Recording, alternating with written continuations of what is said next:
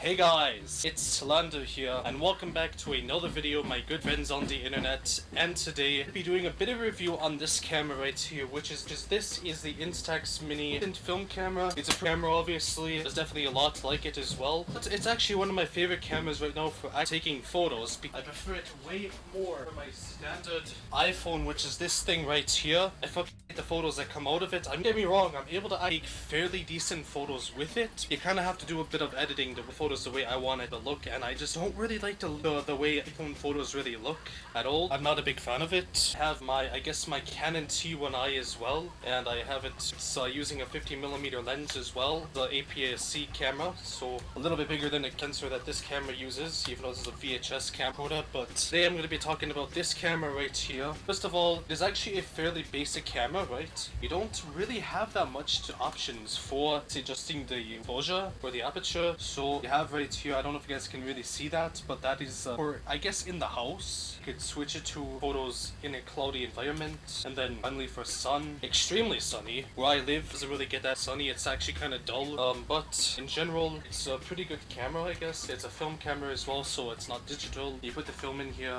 It's pretty much like a Polaroid, pretty much, so you just turn it on by doing this, and unfortunately, I don't know if you guys can see this, but there is a bit of a flash, and you cannot turn the flash off, so one thing that is also a bit, I guess, bad about the camera is that, well, there isn't any focus controls at all. I mean, a lot of the higher end ones that shoot the exact same format do actually have exposure controls, but this one just simply does not, and it doesn't even have a decent viewfinder. It just has a rangefinder, and again, judge the focus, which is pretty unfortunate as well. But I was actually able to overcome this pretty easily, and it wasn't really too hard to do at all. All I really had to do was just simply, I guess, put a lens in front of the lens, like a magnifying lens, for example, and I was able to take some pretty decent macro photos with it, but I also had to cover up the flash as well, so it wouldn't overexpose the image or something. So now, I guess I'm going to show you some photos that I took with the camera, and yeah, that's sort of it.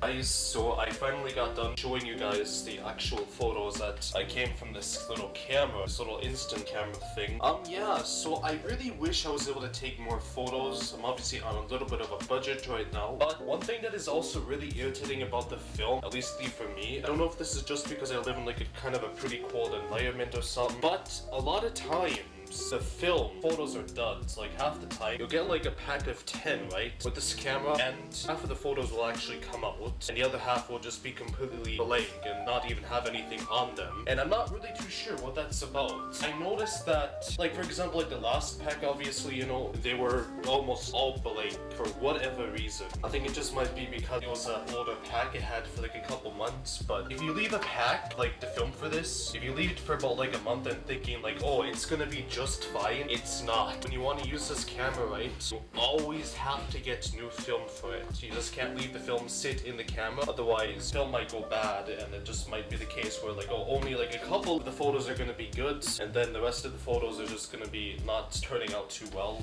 But yeah, I actually really like this camera, like I said, you know, even though there's like a lot of limitations. Also, you can see the settings probably a lot better right now because, well, better lighting and stuff, but it's actually a fun little camera to use, and it's actually a fairly decent one at that as well. But yeah, guys, I hope you guys obviously enjoyed this video. Leave a like if you liked it, and hope maybe this video was pretty interesting, and if it is, make sure to hit the subscribe button down below. I'm trying to get to 100 subscribers at the time of recording this video, so yeah, right now I'm at 54 subscribers, right? And yesterday I actually did lose a subscriber, which is unfortunate, but I gained it back, which is pretty cool. But I'm dyeing my hair red for 100 subscribers, so yeah, I hope you guys enjoyed this video. Like if you liked it, and yeah, I'll see you guys right on the next one. Have a good day, everybody, and bye.